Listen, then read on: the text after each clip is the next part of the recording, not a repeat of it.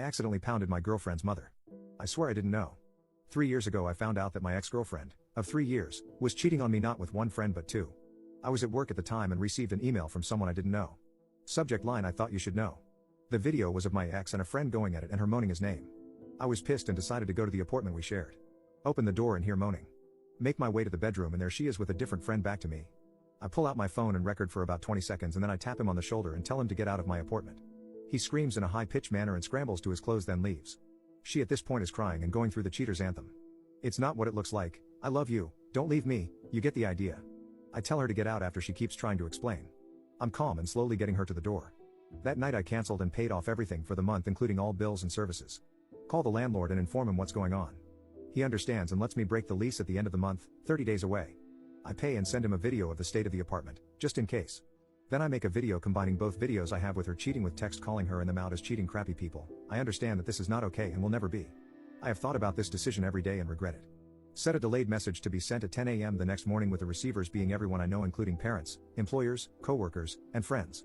Then pack the important things in my truck and answer her constant calls and tell my now ex to come over tomorrow at 10 to talk. Factory reset my phone, left it on the counter with my keys and a note explaining what I did and left around 4 a.m. Now without a phone with no numbers and vowed to never use social media platforms. I just kept driving until I found a place I wanted to stay and lived out of my truck for about a month. When I found the town that I currently live in, I found a decent job, found an apartment and decided to go to therapy. A year later, after gaining about 50 pounds and just focusing on work, I decided to get my life together. I started with trying to go to a gym about 2 blocks away. They were cheap and open 24 hours. I would go before work, early in the morning because not many people were there. I was awkward and embarrassed. This is where I met Jane. Jane is fit and in her late 30s, early 40s.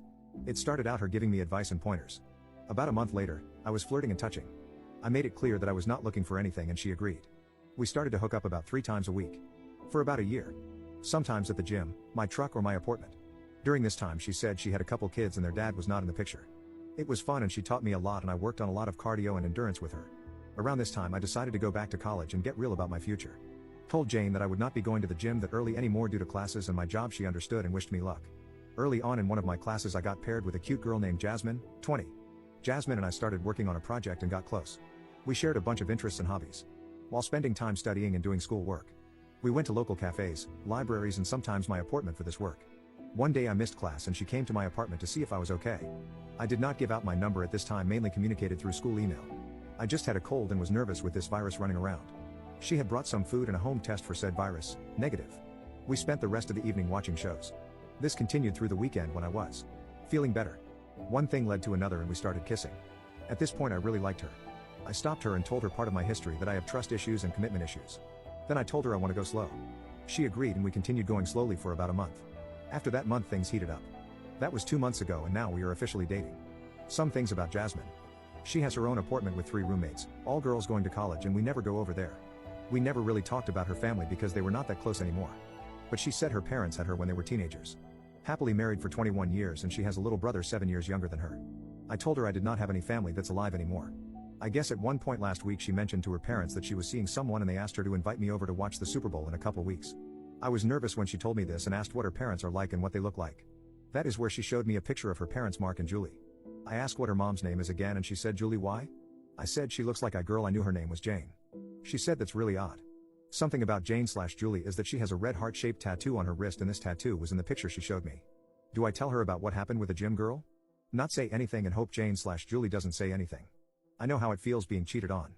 Jasmine and I have not talked since Wednesday. And I'm pretty sure we are broken up. After I posted, I went to get an actual phone, not the cheap flip phone that I had. Why are new phones and plans so expensive? I did so that communication could happen easier later on if needed. Anyways, on Wednesdays and Fridays Jasmine and I have a class together. When she came in, she could tell I was still not acting normal and tried to make me cheer up and it worked. I asked if she wanted to grab a bite to eat at a place we like not far from my apartment. We met up at my apartment and decided to walk to the restaurant. We talked about class and I told her about my new phone and she was telling me about some of the apps and features she liked about it.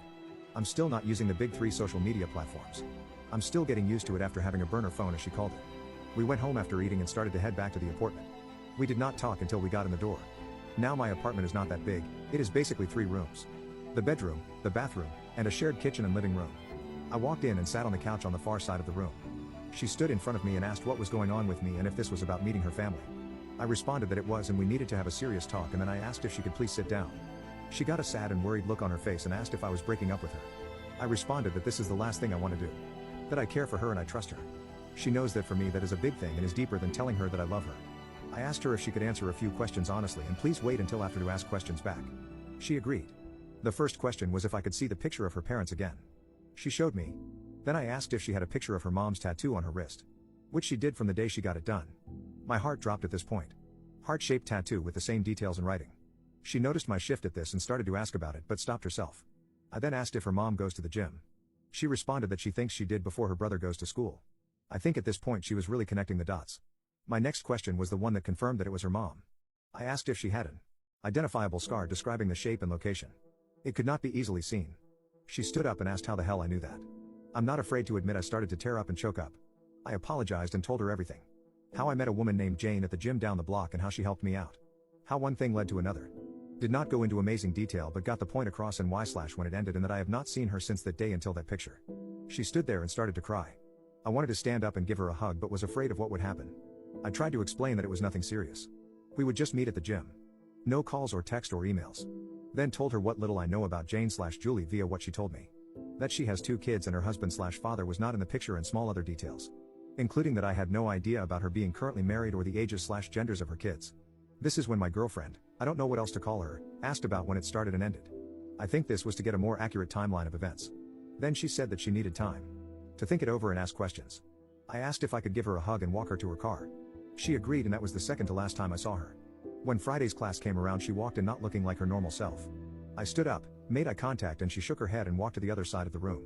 Not going to lie, that look broke me. I went through the motions of class and as soon as time was up she left the room in a hurry. I talked to my professor and asked if I could finish the semester at home instead of in class. I didn't want to cause her any more problems.